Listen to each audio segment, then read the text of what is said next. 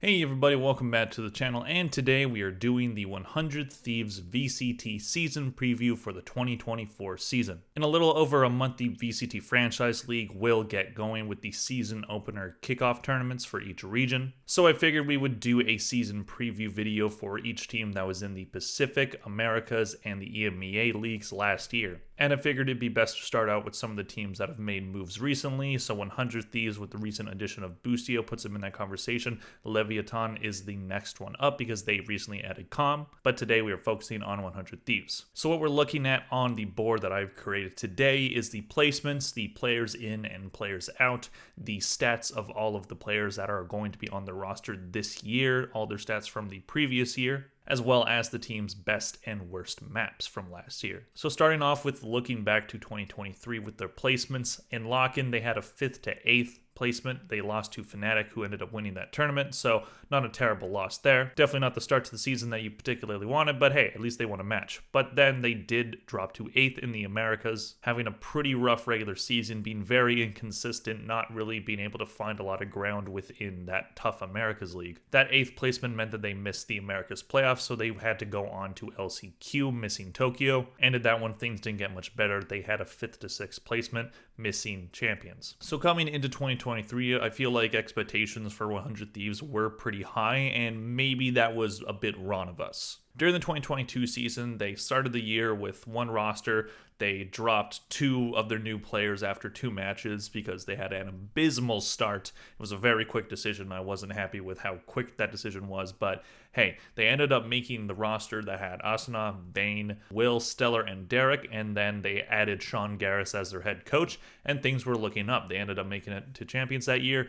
Didn't go far. They dropped out in groups, losing to Fnatic again, but they did look like things were going up. Then all of a sudden, Sean Garris decides to leave the head coach position to pursue content creation, and the hope was that he maybe wasn't the only reason why this team was doing good. And I don't think they were the only reason, but they absolutely missed him in the 2023 season. It definitely seemed like Sean Garris was getting a lot more out of this team than another coach would. Him being the brainchild behind a lot of the strategies and just how this team played, he got a lot more out of these players that maybe weren't seen as like super high tier players coming into that season. But then going into 2023, it seemed like, they made the change to get Cryo over keeping Will, and that seemed like a good decision, but the results just weren't there. They do have a new coaching staff coming into this year with Zeke being their head coach, so hopefully he can recapture the magic. But as well as a new coaching staff, they also made some changes when it came to the roster. So the players out were Stellar, who was their IGL, and then Derek. Both players had a decent 2022. Stellar, I never thought he was an elite IGL or anything, but he did have a decent performance by the end of 2022. So the hope was he could maybe keep up with the other IGLs. Didn't end up happening, and the roster does decide to move on from him. And in the place of these 2 players are EEIU and Boostio. Boostio being the new IGL. Recently of Evil Genius's fame, winning champions with that roster, being a very, very important part of that team, especially when it came to his leadership. So 100 Thieves is expecting him to bring some of that leadership skills into this new roster and hopefully get a lot out of this team. In terms of championships won by the organization in Valorant, it is 0. Now, some people would probably say First Strike counts, but I'm not counting that just because it was in 2020. It was very, very long ago. It wasn't an international tournament. It was just North America. When I think of championships, I think of international tournaments where teams from all around the world are coming and playing. So the Masters, the Champions, those kinds of tournaments I would consider to be championships. So I don't consider the First Strike one a championship because of those reasons. So it is 0, and 100 Thieves definitely want to change that number to at least a 1. That'd be nice, but probably more. They hope for more, I would assume. In terms of their 2023 MVP, it is kind of a hard question to answer because all of these players struggled last year, but I did end up going with Cryo. Cryo had a rough start to the year. It seemed like 100 Thieves were trying him on agents that he just wasn't really suited for, but when they played him a lot on Jet, he did do very well. With Cryo, he just strikes me as a player that really fits well within that duelist role, so taking him off of that to try other things, yeah, I don't know if he's as flexible as 100 Thieves were trying to play him as. And it's not necessarily a bad thing. Players don't always need to be flexible to be effective. There are many players that just specialize in one characters. So I definitely think he was being a bit misused at the start of the season. And we'll come back to the agents that he was playing, but I do think he fits best when he's playing Jet. Jet or any other duelist role. He did play some Rays and a bit of Chamber. Chamber's not really meta right now.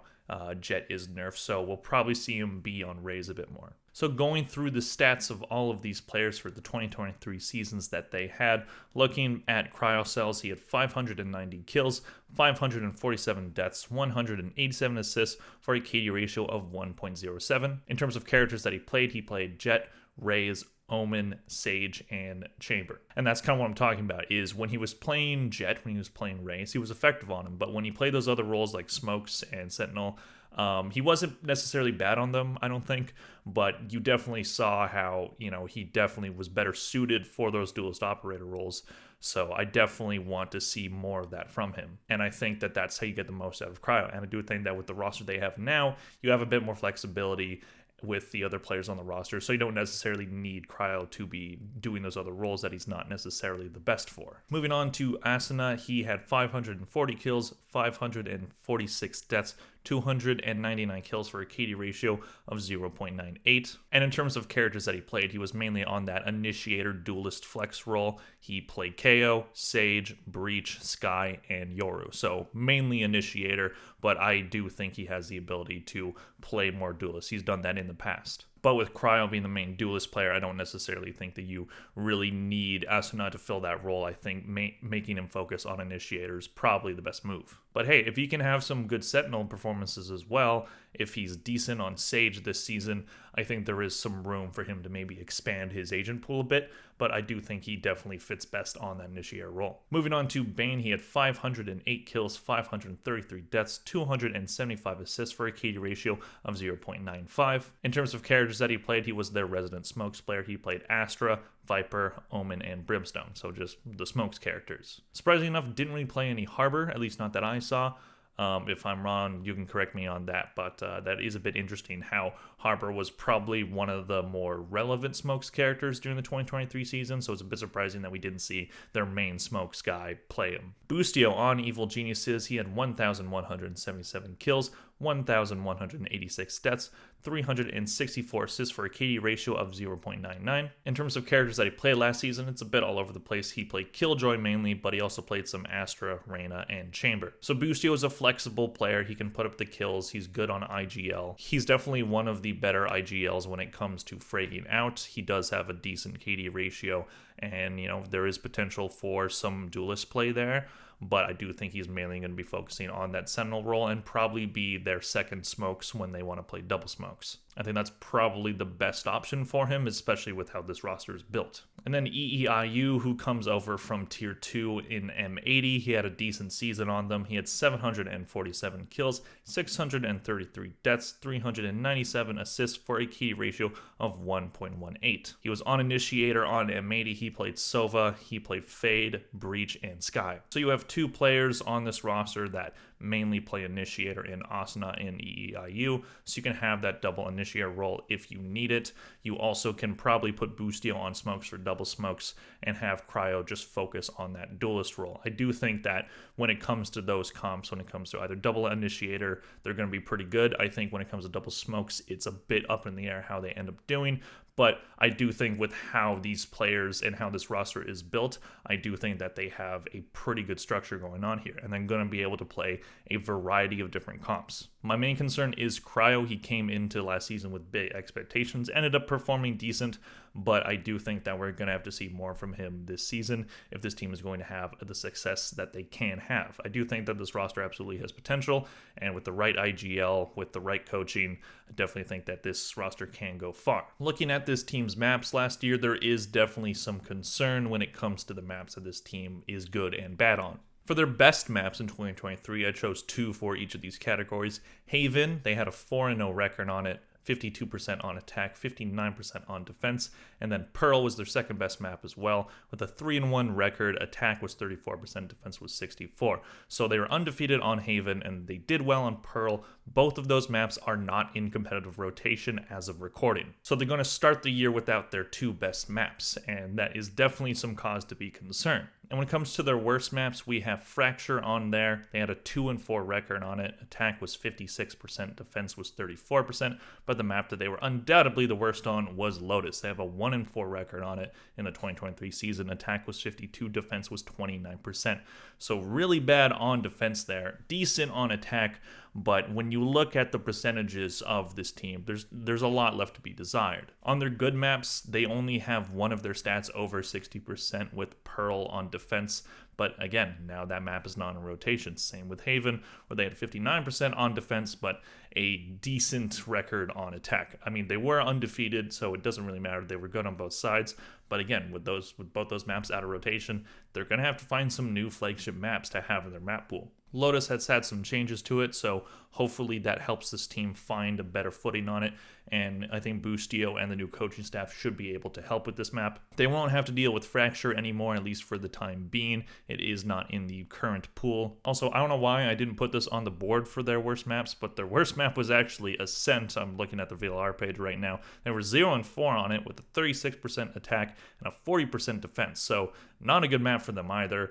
They're really going to have to figure out that map because they will get destroyed because there are some very good teams that are really good on that map. Split, they were 2-2 on. Bind, they were 0-2, so I didn't put that down because it was only 2 times. So Icebox, they have 3-2. That's come back into the map pool. That has some new changes to it, so hopefully they can figure that out. They were already pretty good in it, so hopefully they can adapt to the changes. I think what it comes down to for this team is I think they have good structure. I think they have a very good mix of players right now that should be able to work together. They have new coaches that should be able to help. They have new players like Boostio, who absolutely will put a lot of energy into that room, into that roster, and should be able to help get these guys motivated as well as give them advice when it comes to strategy. So I think for them, it's going to be do or die when it comes to their map pool. They have to figure out some maps because even the maps that they were great on, they weren't fantastic on them. They were just good on them. So I especially with their two best maps not being in rotation anymore, they're going to have to find a way to excel on some of the other maps that they struggled with last season. Overall, I do think this team is going to be good. I definitely see the potential in this team and this roster. Let me know what you guys think in the comment section below. Do you think 100 Thieves is going to have a good season in the 2024 VCT, or do you think it's going to go like last season where they come in with expectations and then they end up not meeting them at all? Thank you all for watching, and I'll see you in the next one. Bye.